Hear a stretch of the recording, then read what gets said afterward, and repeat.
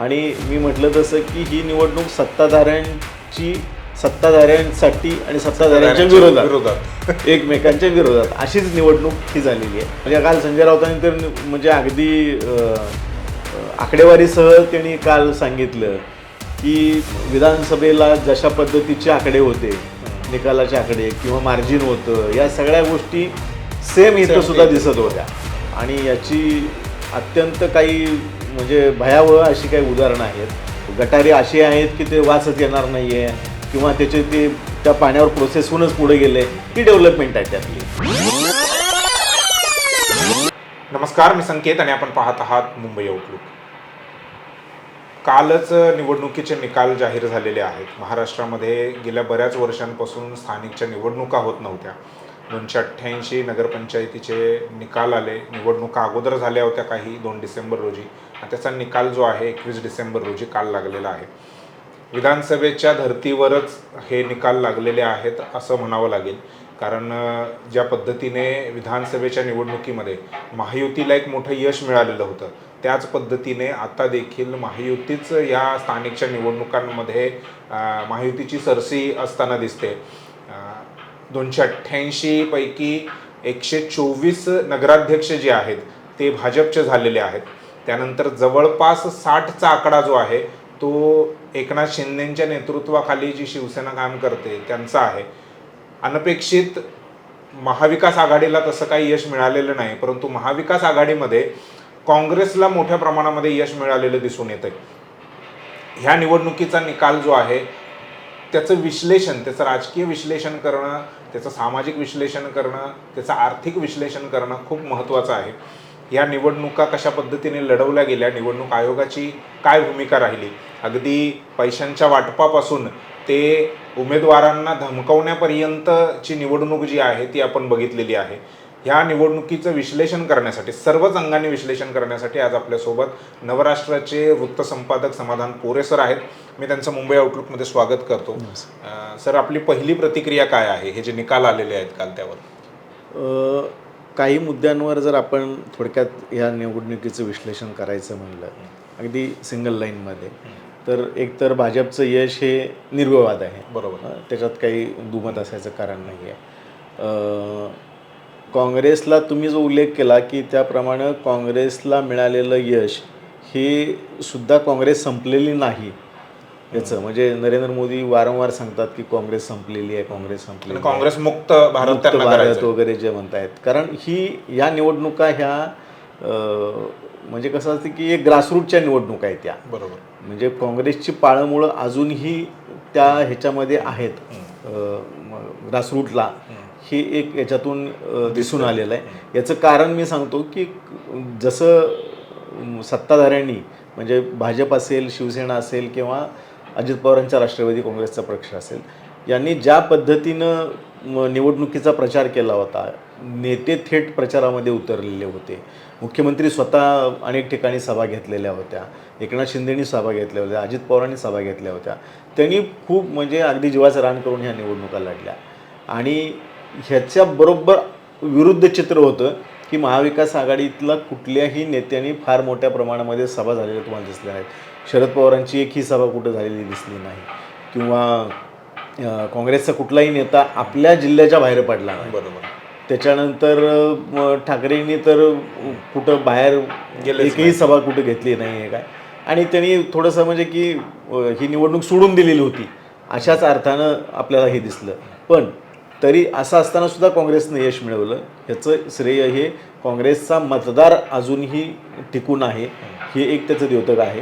दुसरं म्हणजे की स्थानिक पातळीवर जे ह्या निवडणुका मुळातच अगदी 1 to 1 ओळखीपाळखीवर चाललं होता, त्यामुळं इथं तू उमेदवार तिथला कितपत स्ट्रॉंग होता त्याच्यावर पण हे सगळे निकाल डिपेंड होते. त्यामुळं काँग्रेसला मिळालेलं यश एक निश्चितपणानं अधोरेखित करता येण्यासारखं आहे. आणि मी म्हटलं तसं की ही निवडणूक सत्ताधाऱ्यांसाठी आणि सत्ताधाऱ्यांच्या विरोधात एकमेकांच्या विरोधात अशीच निवडणूक ही झालेली आहे. यात विरोधक कुठेही नव्हतेच. त्यामुळं तसं यश आपल्याला विरोधकांच्या बाजूनं, कारण जसं निवडणूक जाहीर झाली तसं निवडणूक आयोगाच्या भूमिकेबद्दल संशय व्यक्त केला विरोधकांनी, आणि त्याला प्रतिसाद पण आयोगाकडून कुठलाही किंवा आलेला त्याचं नव्हता. स्पष्टीकरण मिळालं नाही. ती एक उदासीनता त्यांच्यामध्ये होती की काय होणार आहे शेवटी. म्हणजे आपल्याला आम्ही किती माहीतच आहे. प्रयत्न केले, किती किती प्रयत्न कामं केले काय तरी ते केले, शेवटी ठरलेला निकाल जो आहे तो भाजपच्या आहे बाजूने तो तोच आहे. लागणार म्हणजे काल संजय राऊतांनी तर म्हणजे अगदी आकडेवारीसह त्यांनी काल सांगितलं की विधानसभेला जशा पद्धतीचे आकडे होते, निकालाचे आकडे किंवा मार्जिन होतं, या सगळ्या गोष्टी सेम इथं सुद्धा दिसत होत्या. ठीक आहे, म्हणजे तो त्यांचा आरोप आहे आणि तो कुठल्या पातळीवर सिद्ध न झाल्यामुळे तो आरोपच आहे फक्त. शेवटी निवडणुका तुम्हाला लोकशाहीनं तुम्हाला लढवायची संधी दिलेली आहे, त्यामुळे तुम्ही ताकद लावून लढणं हे अपेक्षित होतं. तर ते लढले नाही आहेत, त्यामुळं ते ह्या सगळ्या म्हणण्याला काही अर्थ राहत नाही आहे. दुसरं म्हणजे या निवडणुकीमध्ये पैशाचा वापर प्रचंड झालेला आहे आणि याची अत्यंत काही म्हणजे भयावह अशी काही उदाहरणं आहेत की ही पैशाच्या वापरावरती आपण येऊयात पुढे. मला हे विचारायचं तुम्हाला की भाजपचं जे यश आहे ते कुठल्या मुद्द्यांवरती, ठीक आहे आता पैशाचा वापर त्याच्यामध्ये आहे, परंतु मुद्दे असे कोणते घेऊन गेले ते ज्याच्या आधारावरती असं म्हणता येईल की पैशाच्या व्यतिरिक्त हे देखील एक फॅक्टर आहेत ज्याचा फायदा त्यांना झाला. ते स्थानिक स्वराज्य संस्थांच्या निवडणुका ह्या नागरी प्रश्नावर लढवल्या जातात. मुळात म्हणजे तुमचं गाव असू द्या, शहर असू द्या, कुठल्या लोकांच्या अपेक्षा काय आहेत, प्राथमिक आमच्या गरजा आहेत त्या स्थानिक स्वराज्य संस्थांच्याकडनं पूर्ण व्हाव्यात. याच्या पलीकडे फारशा लोकांच्या आपली मुळात विकासाची व्याख्याच आपण चुकीची केलेली आहे की एखादा रस्ता एका पदरीचा 2 पदरी केला किंवा गटार बंदिस्त उघडी गटार आहे ती बंदिस्त बांधला की हा विकास झाला. ही मुळात व्याख्या चुकी आहे. कारण प्राथमिक सुविधा देणं हे ह्या स्थानिक स्वराज्य संस्थांचं कर्तव्यच आहे. बरोबर. आणि त्यांच्या कामाचाच भाग आहे तो. आता त्याच्यामध्ये काहीतरी नवीन डेव्हलपमेंट केली, काहीतरी म्हणजे तुम्हाला गटारी अशी आहेत की ते वासच येणार नाही आहे किंवा ते त्या पाण्यावर प्रोसेस होऊनच पुढे गेले, ती डेव्हलपमेंट आहे त्यातली. म्हणजे जपानमध्ये जसं आहे त्या नाल्यांमधून मासे वगैरे पोहतात, म्हणजे तसं त्यांनी काय केलं तर त्याला विकास म्हणायचं. विकासाची व्याख्या ही आहे की ही बेसिक तुम्ही देता, त्याच्यामधली डेव्हलपमेंट असेल तर तो विकास आहे. ते बेसिक देतात त्यालाच विकास म्हटलं जातं. म्हणजे 70 वर्ष झाली, म्हणजे आता 70-75 वर्ष होत आली आता, तरी आपण त्या सगळ्या ह्याच्यामध्येच आहोत की अजूनही स्थानिक स्वराज्य संस्था ह्या रस्ते, गटारी, शाळा, आरोग्य, वॉटर त्याच्यावरतीच आहे, ह्याच्यावरच आहेत अजून. आणि अजूनही त्यातमध्ये आपण काही करत नाही. याच्या उलट चित्र आहे. शाळांचं खाजगीकरण व्हायला लागलेलं आहे, महापालिका नगरपालिकांच्या शाळांचं. सार्वजनिक आरोग्य व्यवस्था आहे, दवाखाने तिथं ती नावालाच आहेत. अतिशय म्हणजे गरिबांची सोय होणारे ते ठिकाण आहेत, पण तिथं काय परिस्थिती आपल्याला सगळ्यांना माहिती आहे. त्यामुळं आपण तुम्ही म्हटला की सरकारनं कुठल्या मुद्द्यावर ह्या निवडणुका लढवल्या. देवेंद्र फडणवीसांनी काल स्टेटमेंट केलं की आम्ही विरोधकावर एकही टीका केली नाही आणि कुठलंही त्यांच्यावर वेडवाकडं आम्ही स्टेटमेंट केलं नाही आणि ही पूर्ण निवडणूक आम्ही विकासाच्या मुद्द्यांवरच केली. आता मुळात आपण इथं मुंबईत बसलेलो आहोत. नगरपालिकांच्या ठिकाणी त्यांनी काय नेमके मुद्दे मांडलेत हे थोडंसं आपल्याला तपासावं लागेल की असं काय आश्वासन दिलं आहे की लोक.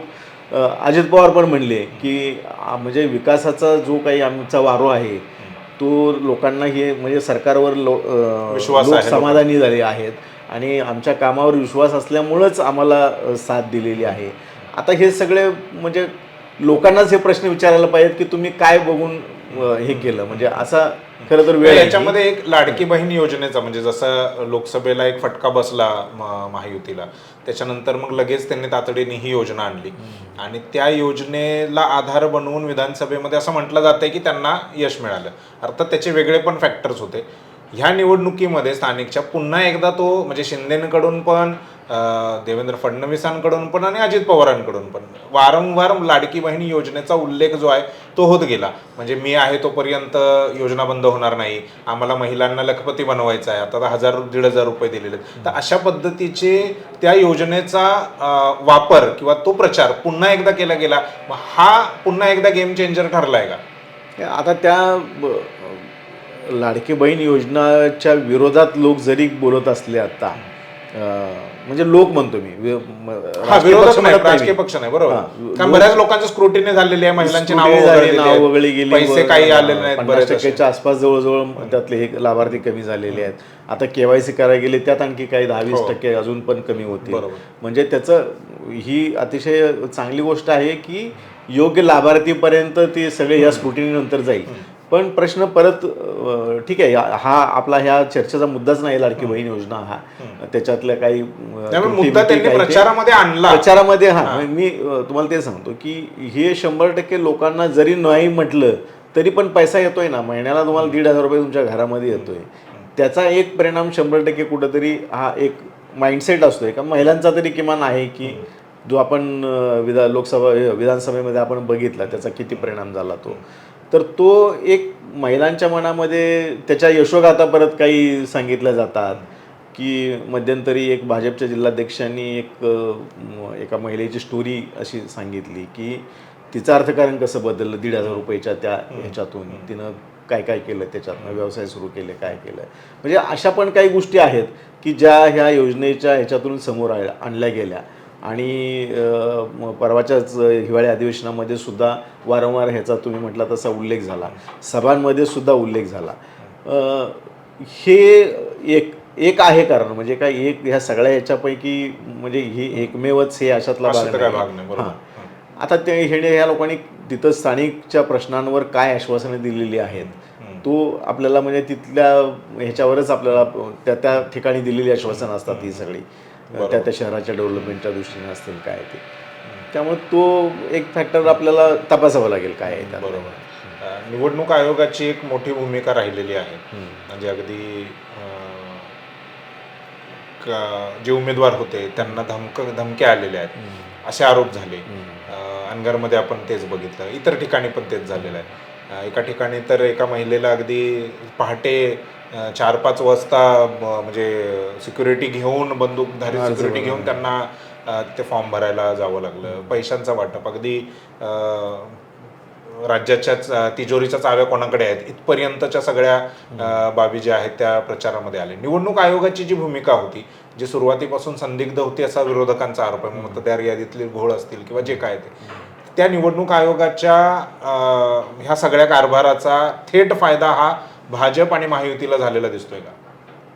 निश्चितपणानं हा फॅक्टर एक मी मगाशी म्हटलं तुम्हाला की निवडणूक आयोगाची जी भूमिका सुरुवातीपासून संदिग्ध राहिलेली आहे, बिनविरोध होण्यापासूनचे काही सदस्य झाले, नगराध्यक्ष झाले, म्हणजे मोठ्या प्रमाणामध्ये झाले, तर त्या ह्याच्यामध्ये धमकावण्याचा प्रकार असेल किंवा अन्य काही मार्गांचा अवलंब केला असेल तर हे सगळं निवडणूक आयोगाला दिसत होतं. तरी निवडणूक आयोगाने ह्याच्यावर काही केलेलं नाही आहे आणि त्या तक्रारी विरोधकांनी दिलेल्या असताना सुद्धा त्याच्यावर कुठलीही कारवाई, ज्यांनी तक्रारी दिल्या त्यांच्यावरच FIR वगैरे दाखल व्हायचे प्रकार झाले. त्यामुळं निवडणूक आयोगाची भूमिका संदिग्ध ही राहिलेलीच आहे. अगदी काल म्हणजे 20 तारखेला म्हणजे आजच्या निकालाच्या आधी ज्या काही नगरपालिकांमध्ये मतदान झालं तिथं सुद्धा म्हणजे 4-4, 5-5 हजार रुपये देऊन मतदान आणलेल्याचे फोटो, व्हिडिओ सगळं व्हायरल झालं. हे सगळं समोर येऊन सुद्धा निवडणूक आयोगानं त्याच्यावर कुठल्याही प्रकारची कारवाई केली नाही. पैसे वाटप करतानाचे आयोगाच्या लोकांना सुद्धा काही लोक सापडलेले होते, तरी त्याच्यावर कुठली कारवाई कुणी, आणि त्याचं हे काय आहे की पोलिसांसारखं त्याचं हे होतं, आयोगाचं स्पष्टीकरण होतं, त्याच्यावर आम्हाला तक्रार कुणीच दिलेली नाही आहे. म्हणजे अशा प्रकारची जी एक सत्ताधाऱ्यांना फॉर असलेली भूमिका, त्याच्यावर निवडणूक आयोग स्वतःहूनच शिक्कामोर्तब करायला लागलं की आम्ही सत्तेसाठी काम करतो आहे. हे त्यांच्याकडं TN सेशनच्या काळामध्ये जे झालं त्याच्या 10% जरी आयोगाने आत्ता काम केलं तरी सुद्धा लोकांचा ह्या व्यवस्थेवरचा एक विश्वास कुठंतरी दृढ होईल. पण ते करताना कुठंच आयोग दिसत नाही आहे. तो फॅक्टर 100% ह्या सगळ्या ह्याच्यामध्ये कुठंतरी सत्ताधाऱ्यांना साथ देताना दिसतोय तो. बरोबर. तुम्ही सुरुवातीलाच पैशांचा उल्लेख केला आणि सातत्याने निवडणुका ह्या पैशांच्या आधारावरतीच जिंकून येतात काय किंवा जिंकून येऊ शकतो असा एक विश्वास आता सध्या झाला आहे. डायरेक्ट पैसे वाटले जातात ह्या योजनांच्या माध्यमातून आणि मतदारांना जे पैसे दिले जातात. निलेश राणे हे जे शिंदेचे आमदार आहेत तर त्यांनी भाजपच्या एका कार्यकर्त्याच्या घरी जाऊन जे काय पैसे पकडले आणि त्यानंतर सगळा जो काही गदारोळ झाला त्यांच्यावरच FIR झाली आणि त्यानंतर एकूण निवडणुकीचा खर्च बघता हा 1000 करोडच्या घरामध्ये सगळा गेलेला आहे. तर हा पैशाचा जो प्रकार झालेला आहे तो म्हणजे अगदी एक बाटली किंवा मटण एक वेळचं याच्या पुढे जाऊन 4-4, 5-5 हजार जसं तुम्ही सांगितलं ते कसं बघता या सगळ्या गोष्टीकडे? आता ह्याच्यामध्ये पैशाचा वापर 2 पातळ्यांवर झालेला आहे या निवडणुकीमध्ये. आणि दुसरा एक फॅक्टर जो आपण चर्चा राहिली आपली त्या मुद्द्यावर करायची की ह्या यशामध्ये तो फॅक्टर पण खूप महत्त्वाचा काम केलेलं आहे याच्यामध्ये की पैसे मतदारांना तर वाटले गेलेच गेले, प्लस त्या वॉर्डामधले दुसऱ्या तिसऱ्या फळीतले कार्यकर्ते असतील किंवा थेट उमेदवार असतील की त्यांना आपल्या पक्षात घेणं इनकमिंग हे खूप मोठ्या प्रमाणामध्ये भाजपनं आणि शिवसेनेनं पर्टिक्युलरली एकनाथ शिंदेची शिवसेना या 2 पक्षांनी खूप मोठ्या प्रमाणामध्ये अन्य पक्षातले लोक घेऊन त्यांना निवडणूक लढवायला दिलं. म्हणजे त्याच्या आता सुधीर मुनगंटीवारांनी तर स्वतः त्यांनी स्टेटमेंट केलेलं आहे की म्हणजे इतके लोक बाहेरचे आणले निवडणुका लढवल्या तरी आपल्यावर नामुष्की पराभवाची पत्करायची वेळ आलेली आपल्याला. हे पक्षानं कुठंतरी याचा विचार करायला पाहिजे हे त्यांनी स्वतः हे केलेलं आहे. म्हणजे याचा अर्थ हे मान्य हे काय दिसाय म्हणजे काय म्हणजे लपून राहिलेली गोष्ट नाही आहे. अन्य पक्षातनं लोक हे जाहीरपणानं त्यांचे प्रवेश होतात, घेतले जातात आणि निवडणुकीच्या तोंडावर पक्षप्रवेश होतात. म्हणजे उमेदवार जाहीर झाल्यानंतर सुद्धा कार्यकर्ते मी जसं म्हटलं दुसऱ्या तिसऱ्या फळीतले ह्या लोकांना पक्षात प्रवेश देताना काय दिलं जातं म्हणजे की त्याला एकतर कुठलं पदाचा काही प्रश्न नसतो किंवा काय नसतं. हे थेटपणानं पैशाच्या आमिषावर लोक आलेला ह्याच्यामध्ये असतात. आणि त्याचा एक मोठा फॅक्टर त्याच्यामध्ये काम करतो की कुठंतरी त्या कार्यकर्त्याचे एक मतदार असतात काही त्याला मानणारा वर्ग असतो किंवा असतो की ह्याचा एक त्याच्यामध्ये कुठंतरी एक फॅक्टर काम केला. दुसरा मतदारांना थेट पैसे वाटप झालं त्याची काही उदाहरणं म्हणजे मी एका शहरातलं उदाहरण मी सांगतो की म्हणजे एका बातमीदाराकडून आलेली माहिती मी सांगतो तुम्हाला की एक वेल एज्युकेटेड एक फॅमिली आहे की ज्यांचा आता बऱ्याचदा सुशिक्षित लोकांचा ह्या सगळ्या राजकारणाचा किंवा राजकारण्यांशी काही संबंध नसतो, काही येत नसतं, त्यांना काही देणं घेणं नसतं. म्हणजे त्यांना वर्तमानपत्रसुद्धा नसतं त्यांच्या घरामध्ये की काय चाललंय जगामध्ये हे सुद्धा बघायची गरज नाही आहे. इतपत ह्या लोकांचं सगळं सुखेनव चालू असतं त्यांचं. तर त्या फॅमिलीमध्ये 4 मतं होती. तर त्यांना 4 मतांना एक समथिंग अमाऊंट त्यांना पाठवली की तुम्ही मतदानाला या म्हणून. तर त्या कुटुंबाच्या प्रमुखानं सांगितलं की माझं त्या नेत्याकडे काहीच काम नाही आहे किंवा भविष्यातही मला काय त्या नेत्याकडे काही काम करायचं कारण नाही आहे. तुम्ही मला याच्यापेक्षा काय दुप्पट रक्कम देत असाल तर मी यायला तयार आहे. आमची 4 मतं आहेत आणि आम्ही येऊ. तर ते शेवटी त्यांना पण मतांची गरज होती, त्यांनी पाठवले पैसे, हे लोक मतदान करून गेले. म्हणजे त्यांनाही असं की बाबा द्यायचे ते एकदाच आहे हा त्यामुळे मग द्या एकदा काय द्यायचे आहे ते नंतर मग आपण काय त्यांच्याचा काय संबंध ठेवत काय संबंध नाही. त्या मतदारांचं पण असं म्हणजे राजकीय पक्षांचं असं झालंय की ह्यांना एकदाच द्यायचे आहेत मतदारांना, जे काय द्यायचे ते आत्ताच द्या, मग ते वाढवून मागितले तर वाढवून द्या. मतदारांचं असं झालंय की एकदाच मिळत आहेत त्यामुळे वाढवून मागितले तरी आपल्याला वाढवून मिळणार आहेत.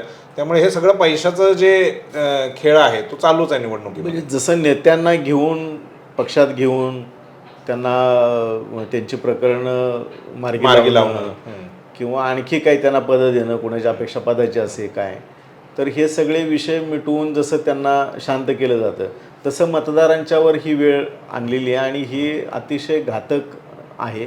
कारण आता त्या फॅमिलीनं हा विचार करणं अपेक्षित होतं की माझ्या एका मतानं म्हणजे मी काही पैसे घेऊन काय फरक पडणार नाही आहे, माझ्यासाठी मला काहीच काम नाही आहे. पण तुम्ही ज्या समाजामध्ये वावरता किंवा ज्या देशामध्ये राहता, ज्या शहरामध्ये राहता, त्याचे पण प्रश्न आहेत काही, त्याचेही तुम्हाला कुठेतरी फेस करावं लागेल. उद्या त्यांना कधी म्हणजे ते तर काही बसनं जाणारे फॅमिलीतले नसणारच आहेत, त्यांच्याकडे कार असेल त्यांना त्या रस्त्यावर करायचं, हवेत उडत नाही, त्यांना आणून त्यांना गल्लीतच तिथे गाडी लावायची काय जे काय असेल त्यांच्यावर, हे प्रश्न आहेतच ना. तर हे सुद्धा आपलेच प्रश्न आहेत की हे समाजाचे प्रश्न आहेत, मला ह्या प्रश्नाचे देणं घेणं नाही आहे, मी घरातनं बाहेर पडलो की हेलिकॉप्टरनं डायरेक्ट मी जातोय, असं काही नाही आहे ना. तर ह्यानी हे पण प्रश्न आपण तुम्हाला प्यायला पाणी येणार आहे, न येणार आहे, 8 दिवस नाही आहे, 1 दिवस नाही आहे, हे पण प्रश्न आहेत. हे सार्वजनिक जरी असले तरी तुम्हाला थेट तुमच्या ह्याच्यावर परिणाम करणारे आहेत. तर त्याच्यासाठी कुठंतरी चांगला एक सदस्य उमेदवार जो तुमच्या उपयोगी येईल. आता तुम्ही त्याचे पैसे घेऊन गेल्यानंतर तुम्हाला काय अधिकार आहे त्याला विचारायचा की हे माझं काम का झालं नाही म्हणून. बरोबर. तुम्हीच त्यांना उत्तर दिलेलं माझं तुमच्याकडे काही काम नसतंय म्हणून. म्हणजे हे मी उदाहरण हा व्यवहार आहे, पैसे देऊन मतं घेणं हा एक व्यवहार झालेला आहे. म्हणजे ज्या लोकांना काय झालंय की हे आपल्या निवडणुका ह्या कशासाठी असतात ह्याचं लोकांच्यामध्ये भानच राहिलेलं नाही काय असा प्रश्न पडण्या इतकं परिस्थिती आहे. आणि हे सुशिक्षित वर्गात जर असेल, मी म्हणजे चतुर्थ श्रेणीतला कुणी मतदार असेल किंवा अगदी गरीब याच्यातला असेल, त्यांच्या गोष्टी उलट मी सांगतो की पैसे घेतले तरीसुद्धा ते लोकांना भान असते की मला मतदान कोणाला करायचं. कारण माझ्या उपयोगाला येणारा माणूस कोण आहे त्यांना 100% माहीत असतं आणि ते योग्य पद्धतीनं मतदान करतात, असं माझं ठाम मत आहे त्याच्यावर. पण सुशिक्षित वर्ग हा अशा पद्धतीनं हे करतो. एक थोडाफारच वर्ग असा आहे की जो तत्वानं आता मतदान करत असेल. तर हे जे आहे ना, हे जोपर्यंत संपत नाही तोपर्यंत तुम्ही कुठल्याही काय म्हणतो आपण त्याला की चमत्कारिक निकालाची अपेक्षा करू शकणार नाही. ज्या पद्धतीनं चाललंय हे असेच निकाल तुम्हाला कुठल्या सर्व निवडणुकांमध्ये आपल्याला बघायला मिळतील. आणि आता आश्चर्य वाटायचं बंदच झालेलं आहे, कारण काय आहे की काय होणार आहे हे साधारणतः आपल्याला दिसतं. हां, म्हणजे कुणाला कुठल्या पक्षाला दोष देण्याचा भाग नाही, जी व्यवस्था निर्माण झालेली आहे त्या व्यवस्थेतनं येणारे रिझल्ट हे अशाच पद्धतीने येत आहेत. बरोबर. थोडं भाजप आणि काँग्रेसच्या बद्दल चर्चा करूयात. भाजप हा एकेवेळी फक्त शहरी भागातला पक्ष किंवा शहरी लोकांचं त्यांना सुशिक्षित लोकांचं समर्थन, ते वोटर असा मानला जाणारा एक पक्ष होता. तो आता निमशहरी झालेला, म्हणजे अगदी ग्रामीण जरी नसला तरी ह्या निवडणुकांच्या माध्यमातून जे काही निकाल आलेत निमशहरी झालेला आहे. असं काय कारण आहे भाजप की जो खाली आता पोहोचतोय? ह्यातलं एकच कारण मी आत्ता जे तुम्हाला सांगितलं की वेगवेगळ्या पक्षातले जे त्या भागातले लीडर्स असतील, मग ते छोट्या एखाद्या गल्लीचा असू द्या, एखाद्या शहराचा असू द्या, एखाद्या प्रांताचा असू द्या, हे भाजपमध्ये ज्या पद्धतीनं लोक या लागलेले आहेत बाहेरून, त्याच्यामुळे भाजप मजबूत व्हायला लागलेली आहे. एक लक्षात घ्या. म्हणजे ही की ग्रामीण भागामध्ये किती मोठ्या प्रमाणामध्ये आत्ता भाजपमध्ये प्रवेश केले गेले हे तुम्ही बघितलं. रवींद्र चव्हाणांनी अख्खा महाराष्ट्र पिंजून काढला त्याच्यासाठी. त्यांची एकच मोहीम होती की जाईल तिथं फक्त माणसं आतमध्ये घेणं, हे त्यांनी उद्देश ठेवून त्यांनी काम केलं आणि त्याचा फायदा त्यांना निश्चितपणाने ह्या निवडणुकीमध्ये झालेला आहे. म्हणजे ती एक भाजपच्या दृष्टीनं आत्ता त्यांची पाळंमुळं जी ग्रामीण भागामध्ये, उद्या तुम्हाला ग्रामपंचायती निवडणुकामध्ये सुद्धा हेच चित्र दिसेल. कारण एक लिंक असते ना, एक म्हणजे एका नेत्याचे कार्यकर्ते त्याच्या ते एक फळी असते त्याची. तर ही एक चांगलं नेटवर्क थोडक्यात म्हणून आपण त्याला नेटवर्क एक भाजपचं ग्रामीण भागामध्ये निमशहरी भागामध्ये तयार झालेलं आहे आणि तेच नेटवर्क खाली पाझरणार आता ह्याच्यामध्ये. आणि अगदी चांगल्या पद्धतीनं भाजपचं नेटवर्क ग्रासरूटमध्ये ग्रामीण भागामध्ये सुद्धा तुम्हाला बघायला मिळेल. आणखी एक असतो की सत्ता, राज्यातली सत्ता, केंद्रातली सत्ता ही भाजपकडे आहे. तो एक फॅक्टर असतो की बाबा आपल्याला आपण सत्तेच्या विरोधात गेलो तर कदाचित आपली कामं होणार नाहीत, हा पण एक भाग असतो. त्यामुळं पण लोक एका जो प्रवाहाच्या दिशेनं मतदान करतात, प्रवाहाच्या विरोधात जायचा साधा हे होत नाही आहे. तर तो पण एक फॅक्टर आहे. ह्या स्थानिक स्वराज्याच्या निवडणुकांमध्ये बऱ्याचदा थेट उमेदवार हाच एक हे असतो, महत्त्वाचा फॅक्टर असतो पक्षापेक्षाही. तोच त्यांनी भाजपनं केलं की जे इलेक्टिव्ह मेरिट असलेले लोक आहेत त्यांनाच पक्षामध्ये घेतल्यामुळं साधारणतः तुम्हाला रिझल्ट हे त्याच पद्धतीने दिसलेले आहेत. दुसरा तुम्ही विचारलं की काँग्रेसच्या नाही भाजपच्या संदर्भामध्ये आणखीन की म्हणजे असं म्हणता येईल का तुम्ही जे सांगताय त्यानुसार की लॉंग टर्मचा कार्यक्रम न करता, म्हणजे तिथे जाणं, प्रचार करणं, विचारधारा सांगणं, लोकांना जोडणं, मग त्यातून कार्यकर्ते, मग नेते, हा जो लॉंग टर्म जो प्रवास आहे तो न करता शॉर्ट टर्ममध्ये जे ऑलरेडी नेते आहेत वेगवेगळ्या पक्षांमध्ये काम करणारे त्यांना टॅप करायचं आणि त्यांना आपल्या पक्षात घ्यायचं. मग ते काही आमिष दिले असतील, पैसे दिले असतील, पदांचं काय असेल, जे काय करता येईल ह्या पद्धतीनेच त्यांनी हे केलं आहे का? म्हणजे शॉर्ट टर्म कार्यक्रम बनवलाय. मग हा आताच ह्याच निवडणुकीत आहे असं कोणी सांगितलं? हा कार्यक्रम हा लोकसभेपासून चालू आहे, 2014 पासून चालू आहे, त्याच्याही आधीपासून चालू आहे. 14च्या म्हणजे 14ची बांधणी ही ह्याच पद्धतीनं झालेली आहे. कुठं विचारधारा सांगून कोण लोक पक्षात येणार आहेत सांगा मला तुम्ही. आणि काँग्रेसमध्ये जो 20-20, 30-30 वर्ष, म्हणजे आता राजीव सातवचंच उदाहरण देतो मी, की त्यांच्या पिढ्या गेल्यात त्या काँग्रेसमध्ये, ह्या लोकांनी भाजपचा काय विचार बघितलेला आहे आणि तो विचार हे लोक जगलेले आहेत का? नाहीत.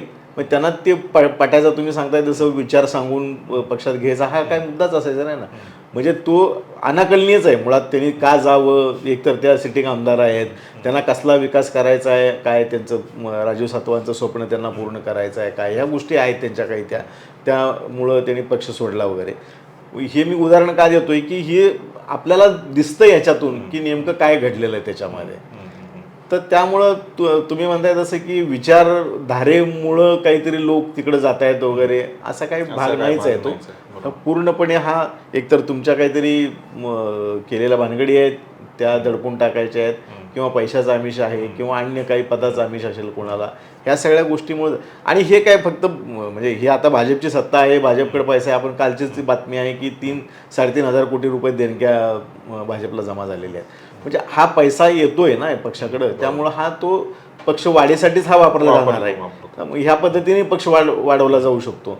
त्यामुळे त्या पद्धतीनं तो पक्ष वाढवायचं त्यांचं काम चालू आहे. काँग्रेसच्या बाबतीत बोलायचं झालं तर महाविकास आघाडीमध्ये काँग्रेस हा एक असा पक्ष होता की ज्याचा परफॉर्मन्स इतर मित्र पक्षांपेक्षा चांगला राहिलेला आहे. त्याची काय कारण आहे? म्हणजे काँग्रेसचा कमबॅक म्हणता येईल का याला? काँग्रेसचं कमबॅक म्हणजे काँग्रेसला कमबॅक म्हणण्यापेक्षा काँग्रेसला आता खरं तर जागवण्याची गरज आहे एक. कारण का की आता ह्या लोकांना एक जाणीव व्हायला पाहिजे की आपला वोटर अजून संपलेला नाही आहे, आपला वोटर आहे आपल्यासोबत. त्यांना फक्त आता एकच करावं लागणार आहे की कुठल्या पक्षाची साथ न घेता, म्हणजे अगदी मागे मी या आपल्या कार्यक्रमामध्ये बोललो असेल की लोकसभेपासून ते ह्या सगळ्या निवडणुकांमध्ये काँग्रेसनं प्रत्येक निवडणूक आता स्वतंत्रपणाने लढली पाहिजे. पैसा, निवडणुका लढवण्यासाठीचं काही बळ, ह्या सगळ्या गोष्टींचा विचार न करता थेट उमेदवार उभा करायचे. यश मिळेल न मिळेल हा त्यांचा पार्ट आहे, तो त्यांनी किती ताकद लावायची पक्षानं हा त्यांचा पार्ट आहे. पण स्वबळावर लढवल्याचा किती फायदा होता ह्या निवडणुकीमध्ये तेच झालेलं आहे. अनेक ठिकाणी काँग्रेस ही स्वतंत्रपणाने लढलेली आहे. महापालिकांमध्ये पण स्टँड आता तोच आहे काँग्रेसचा. ही एक चांगली गोष्ट त्यांच्या दृष्टीनं आहे की काँग्रेसचा स्वतःचा जो काही वोट बेस आहे तो अन्य पक्षा, म्हणजे शरद पवारांच्यावर लोकांचा विश्वास नसेल, उद्धव ठाकरेंच्यावर लोकांचा विश्वास नसेल, किंवा त्यांची उद्धव ठाकरेंची विचारधारा ही काँग्रेसच्या विचारधारेच्या विरुद्धातली आहे. शरद पवारांची ठीक आहे, शरद पवार हे काँग्रेसमधनंच फुटलेला त्यांचा पक्ष असल्यामुळे त्यांची विचारधारा ठीक आहे, पण एकूण त्यांच्याविषयी विश्वास राहिला नसेल किंवा काय मतदारांचा. काँग्रेसवर मात्र अजूनही विश्वास आहे, हेच या निवडणुकीतनं स्पष्ट झालेलं आहे. आणि लोक काँग्रेसच्या पाठीशी आहेत. फक्त काँग्रेसला स्वतःला जो म्हणजे काय म्हणतो आपण, एक ती मरगळ आलेली जी आहे पक्षामध्ये, किंवा पराभवाच्या मानसिकतेत पक्ष गेलेला आहे ना, त्याच्यातून त्यांना बाहेर यावं लागेल. आणि कुठलीही निवडणूक त्यांनी स्वतंत्रपणाने लढले तर काँग्रेसला निश्चितपणानं देशातला तो एक स्ट्रॉंग विरोधी पक्ष आहे हा मेसेज अजूनही जाऊ शकतो त्याच्यामध्ये. त्यामुळे काँग्रेसनं स्वबळाची कुठल्याही आता येणाऱ्या महापालिका निवडणुकांमध्ये जशी मुंबईत भूमिका घेतलेली आहे तशी भूमिका त्यांनी जर राज्यभर ठेवली तर अजूनही विचित्र वेगळं काँग्रेसच्या बाबतीमध्ये दिसू शकतं. तुम्ही जे म्हणालात की भाजपचे अगदी मुख्यमंत्र्यांपासून सगळे नेते, एकनाथ शिंदे वगैरे त्यांच्या सभा झाल्या, त्या तुलनेमध्ये महाविकास आघाडीचे नेते बाहेर पडले नाहीत. काँग्रेसचीही तीच परिस्थिती होती. काँग्रेसच्या नेत्यांनी आपापले मतदारसंघ किंवा आपापले जिल्हाच सांभाळला, त्याच्या पुढे ते गेले नाहीत. काय हे एक कारण होतं की काँग्रेसला आणखीन काँग्रेस चांगलं करू शकत होती परंतु ह्या गोष्टीमुळे करता आलं नाही किंवा ते नाही झालं? निश्चितपणानं. आता बघा, एक बाळासाहेब थोरात हे काँग्रेसमधले आता आघाडीचे दिग्गज नेते आहेत. त्याच्यानंतर विजय वडेट्टीवार तर सभागृहातलेच नेते आहेत. बरोबर. म्हणजे हे इतकं जर म्हणजे ह्या लोकांचं राज्यभरामध्ये ह्यांच्याकडनं अपेक्षित फिरणं. बंटी पाटील हे एकमेव काँग्रेसचे नेते होते की त्यांनी बऱ्यापैकी काँग्रेसच्या उमेदवारांसाठी वेगवेगळ्या भागामध्ये जाऊन सभा घेतल्या किंवा फिरले, काही झालं काय, आर्थिक रसद पण पुरवली असेल त्यांनी काही त्या ह्याच्यामध्ये. तर असं करणं हे अपेक्षित होतं सगळ्या नेत्यांनी. बाळासाहेब थोरातांनी पण करणं अपेक्षित होतं आणि विजय वडेट्टीवार पण करणं अपेक्षित होतं. ते दोघेही त्यांच्या पत्नीच्या म्हणजे निवडणुकीसाठी तिथं गुंतले ते म्हणजे नगरपालिकेची निवडणूक आहे, आपण किती तिथं ताकद लावायला पाहिजे आपल्याला याचंही भान त्यांना राहिलं नाही. आपण एक राज्याचे नेते आहोत आणि आपण एक पक्षाच्या जबाबदार पदावर आहोत, जबाबदारी आहे आपल्यावर. तर हे ह्या लोकांनी केलं असतं तर निश्चितपणानं तुम्ही म्हणताय तसं चित्र आणखी थोडंफार का म्हणजे जे त्यांच्या जिल्ह्यामध्ये झालं जिल्ह्यामध्ये थोडंफार राज्यभर ते चित्र दिसलं असतं. निश्चितपणाने दिसलं असतं की त्यांना एक चांगल्या पद्धतीनं काही ठिकाणी तर म्हणजे अशी रिझल्ट आहेत काँग्रेसची की तिथं कुणी काँग्रेसचा नेता पण त्या ठिकाणी नाही आहे तरीसुद्धा सत्ता मिळवलेली आहे काँग्रेसनं. म्हणजे हे इतपत हे आहे. ह्यात म्हणजे मी म्हणतोय अजूनही म्हणतोय तसं की मतदारांचा अजूनही काँग्रेसवर विश्वास आहे. काँग्रेसची मतदार जो आहे मूळचा तो अजूनही काँग्रेससोबत आहे. फक्त ह्या नेत्यांनी लोकांना विश्वास दिला पाहिजे की आम्ही कुठल्याही आमिषाला न बळी पडता किंवा पक्षांतर करू किंवा काय. कारण काय होतंय की आत्ता एखाद्या नेत्या म्हणजे रजनी सातव आपल्या ह्या राजू सातवांच्या पत्नीचंच बघा तुम्ही. म्हणजे की त्यांनी लोकांनी विश्वास ठेवला ना त्यांच्यावर आणि त्या गेल्या तिकडं. म्हणजे हा लोकांचा विश्वासघात पण होतोय. तर जे काँग्रेसचे नेते आहेत त्यांनी निष्ठेनं जर अजूनही केलं. याच्या बाबतीमध्ये ह्यांचं उदाहरण घ्या तुम्ही. कोण कोण गेले, अशोक चव्हाण गेले, त्याच्यानंतर विखे पाटील गेले, काँग्रेसमधले मोठे मोठे जे काही नेते हर्षवर्धन पाटील गेले, अनेक नेते पक्षांतर करून गेले. हीच वेळ जर समजा काँग्रेस स्ट्रॉंग आहे आणि भाजपमध्ये लोक फोडायचे आहेत तर किती नेते फुटले असते मला सांगा तुम्ही. हा फरक, मूलभूत फरक काँग्रेस आणि भाजपच्यामध्ये. काँग्रेसचं झालं काय की पक्ष म्हणून मोठा झाला पण त्याच्यापेक्षाही पक्षाचे नेते मोठे झाले. भाजपमध्ये तसं नाही झालं. भाजप हा पक्ष म्हणूनच मोठा होतोय, तिथला नेत्याला कुणाला त्यात फारसं हे नाही आहे. त्यामुळं तो फुटून जाणं करणं किंवा हे होतच नाही ना. असे कितीतरी भाजपचे नेते आज लालकृष्ण अडवाणी कुठे आहेत, काय आहेत, कोणाला काय माहिती नाही. म्हणजे असे जे पक्षात बाहेर गेलेत किंवा त्यांना पक्षानेच घरी बसवलंय तर ते पुन्हा दुसरीकडे जाताना किंवा वेगळ्या विरोधामध्ये आवाज करताना काही दिसत नाही. यशवंत सिन्हानी एवढं मोठं हे केलं पण शेवटी त्यांनी पक्ष सोडला नाही. त्यांनी स्वतःचं आपलं एक हे निर्माण केलं पण दुसऱ्या पक्षात गेले नाहीत ते. ही एक जी काही निष्ठा जी असते ना ती कुठंतरी काँग्रेस ह्याच्यामध्ये कमी पडलेलं आहे की निष्ठेनं राहायला पाहिजे नेत्यांनी. ह्याच्यामध्येच काँग्रेस कमी पडलेली आहे. त्यामुळे हे लोक सोडून जात आहेत हे दिसत आहेत तुम्हाला. ह्यांच्या किती समजा काय भानगडी केलेल्या असतील त्या मला काय व्हायचं आहे, मला ते फेस करायचं आहे असं जरी झालं असतं तरी आज देशात चित्र वेगळं दिसलं असतं तुम्हाला. एक शेवटचा प्रश्न. आता ह्या सगळ्या निवडणुकीचा निकाल जो आहे त्याचा परिणाम महानगरपालिकेच्या निवडणुकीवरती किती होईल? निकालाचा परिणाम कितपत होईल ह्याच्या म्हणण्यापेक्षा ह्याला सगळ्यांना धडा आहे. हा एक रंगीत तालीम होती महापालिकेच्या दृष्टीनं. तर प्रत्येकानं आपल्या आपल्या यशाचं अपयशाचं मूल्यमापन करून जर ह्याच्यामध्ये उतरले पक्ष तर निश्चितपणानं त्यांच्या पातळीवर त्यांना एक चांगलं वेगळं चित्र बघायला मिळेल. भाजपचा तर काय विजयाचा वारू चौखूर आता उधळतो आहे. त्यामुळं भाजपचा काही विषय नाही आहे किंवा एकनाथ शिंदेंचा सुद्धा परफॉर्मन्स हा अपेक्षेपेक्षाही चांगला झालेला आहे. शिंदेंनी बोलून पण दाखवलं ना की जो ठाण्यामधला पक्ष आहे असं म्हणून जे काही नवलं गेलं होतं तो आता ठाण्यातला राहिलेला नाही. मुंबईचा नाही ठाण्याचा आहे असं म्हटलं ते काय असं नाहीच आहे.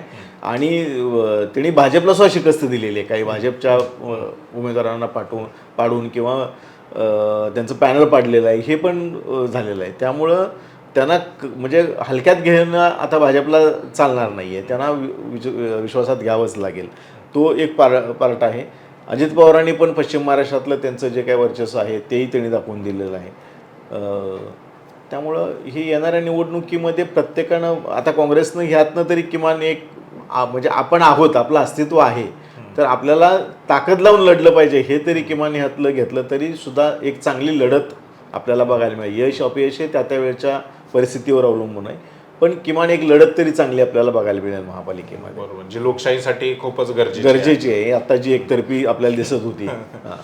त्यासाठी धन्यवाद सर, तुम्ही मुंबई आउटलुकला वेळ दिलात आणि ह्या सर्वच निकालांचं आणि आगामी निवडणुकींचं त्याचे काय परिणाम होतील, कशा पद्धतीने ही सगळी निवडणूक होईल विरोधकांसाठी आणि त्यातल्या त्यात काँग्रेससाठी हा वेकअप कॉल आहे की आत्ता जर तुम्ही नाही जागे झालात तर पुढचं आणखीन भविष्य जे आहे काँग्रेसचं म्हणा त्याचं खराबच होईल. त्यामुळे ही चांगली निवडणूक झाली अशी नाही म्हणता येणार, परंतु पुढची निवडणूक आणखीन चांगली होईल, लोकशाही बळकट करण्यासाठी होईल. हे तुम्ही तुमचं मत व्यक्त केलं त्याबद्दल तुमचं आभार. धन्यवाद. धन्यवाद.